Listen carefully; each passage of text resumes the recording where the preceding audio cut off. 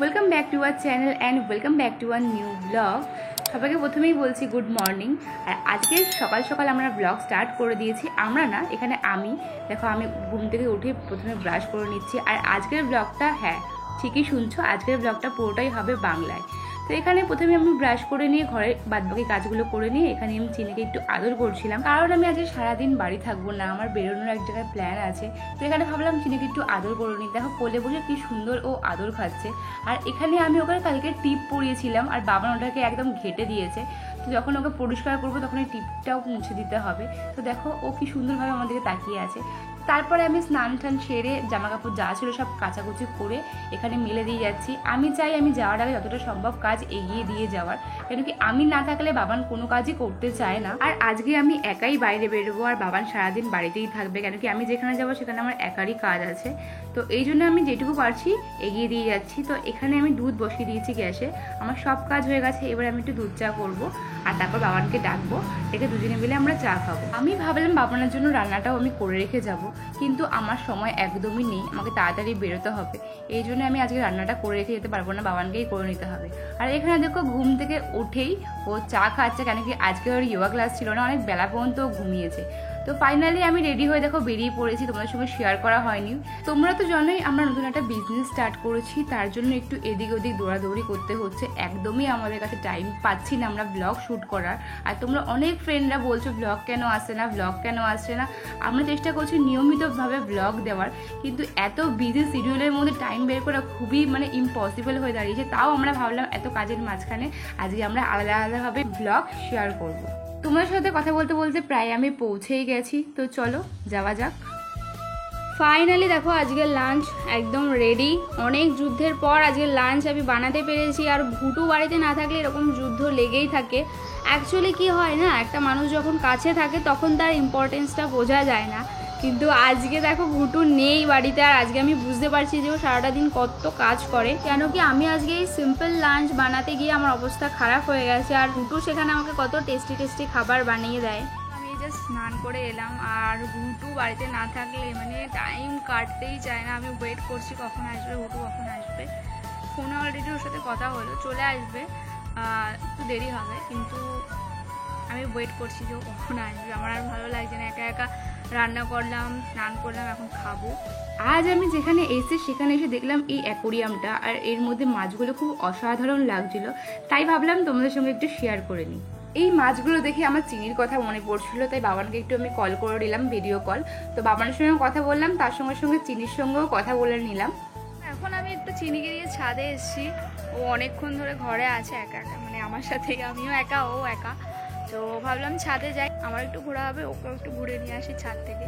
তো এই জন্য ছাদে চলে এলাম। আর তো ঘুটু তো এখনও আসেনি, ঘুটু কখন আসবে আমি ওয়েট করছি। ঘুটুর সাথে কথা হলো, ঘুটু আসছে, কিছুক্ষণ পরেই আসছে, আস্তে আস্তে রাত হয়ে যাবে। ঘুটু না থাকলে একা একা ব্লগ করতেও ভালো লাগে না, আর সকাল থেকেও আমার ভালো লাগছে না যে ঘুটু নেই বাড়িতে, একা একা আছি, টাইম কাটছে না, বোরিং লাগছে। প্লাস ব্লগ করা তো দূরে থাক, ব্লগ করতে কিরকম একটা লাগে। ঘুটু থাকলে ব্লগ করতে একদম এক্সাইটমেন্ট আছে, বাট তাও আমি যেটুকু হচ্ছে তোমার সাথে শেয়ার করছি। ঘুটুও খুব বিজি আছে, ঘুটুও যেটুকু পসিবল হচ্ছে ওর মতো ভিডিও ক্যাপচার করছে, আর আমি এখান থেকে ক্যাপচার করছি। আজকের আকাশটা খুব সুন্দর লাগছিল, দেখো একটা অন্য রকমের, তো সেই জন্য তোমাদের সাথে একটু শেয়ার করে নিলাম। আর ঘুটু এখন বাড়িতে থাকলে আমরা দুজনাই এখন ছাদে থাকতাম, so I really miss you Ghutu. Ghutu কখন আসবে করতে করতে এখন প্রায় রাত্রি 8:30 বেজে গেছে, আর আমার তো প্রচণ্ডই খিদে পেয়ে গেছে। আর ঘুটুরও আসতে যেহেতু লেট হচ্ছে, ও বাড়ি আসলে ওরও প্রচণ্ড খিদে পেয়ে যাবে, সেই জন্য আমি ভাবলাম ও এসে আবার রান্না করবে, তার থেকে ভালো আমি আজকে ডিনারটা করে নিই। যদিও বা আমি খুব একটা ভালো রান্না করতে পারি না, তবুও চেষ্টা করি ভালো রান্না করার। আর সয়াবিন তরকারি তো দূরে থাক, আমার দ্বারা ঠিক এটা হয়ই না। তো যাই হোক, আমি তাও চেষ্টা করলাম আজকে একটু সয়াবিন তরকারি বানানোর আমার সাধ্য মতো। তো এই জন্য দেখো এখানে সয়াবিনগুলো নিয়ে রান্না স্টার্ট করে দিলাম। আমি ভাবছিলাম যে খেতে টেস্ট হোক আর না হোক, আমি আমার পছন্দ করে বানাই।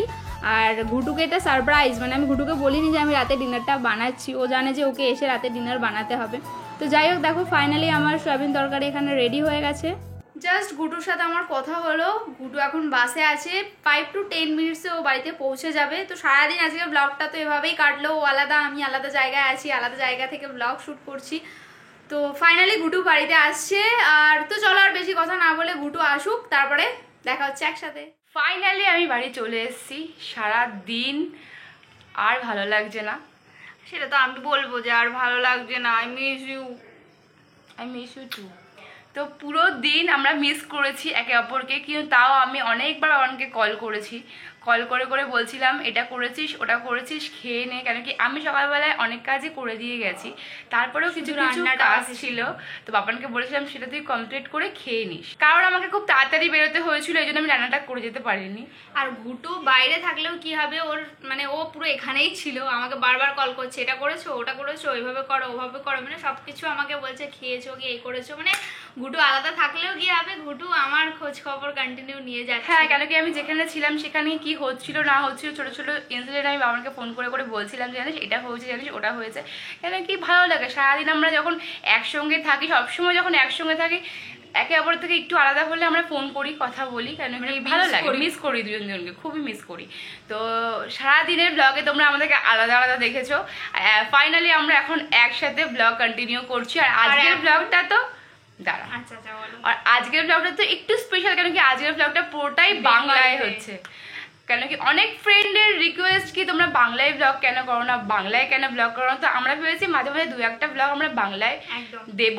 আর কেন কি আমরা একটু কাজে বেশি বিজি হয়ে গেছি, এই জন্য আমাদের ব্লগও কন্টিনিউ আসছে না। তো ভাবলাম আজকে যখন আমরা বেরোচ্ছি চলো আলাদা আলাদাভাবে বাংলায় ব্লগ করি। তো অনেক ফ্রেন্ড বলছে, তো সব ফ্রেন্ডের একটুখানি চাহিদাটা পূরণ করে নিই।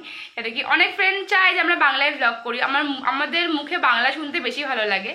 তো আজকে ভাবলাম একটু বাংলায় ছোট্ট একটা ব্লগ শেয়ার করি তোমাদের সাথে। তোমার আজকের ব্লগটা কেমন লাগলো অবশ্যই কমেন্টে জানাবে। আর আমার তো প্রচন্ড খিদে পেয়ে গেছে অলরেডি, আমারও খিদে পেয়ে গেছে। আমি তো একদম টেস্টি সয়াবিন তরকারি বানিয়েছি, তো জানি না কতটা টেস্টি হয়েছে, তো ঘুটু এখন খেয়ে বলবে যে কতটা টেস্টি হয়েছে। এখন আর দেরি না করে ডিনারটা কমপ্লিট করে নিই। তো আজকের ভিডিওটা আমরা এখানেই এন্ড করছি, দেখা হচ্ছে নেক্সট ব্লগে। ততক্ষণের জন্য তোমরা ভালো থাকবে, সুস্থ থাকবে, আর আমাদের চ্যানেলটাকে সাবস্ক্রাইব করবে, শেয়ার করবে, লাইক করবে, কমেন্ট করবে। চলো tata, bye bye and good night.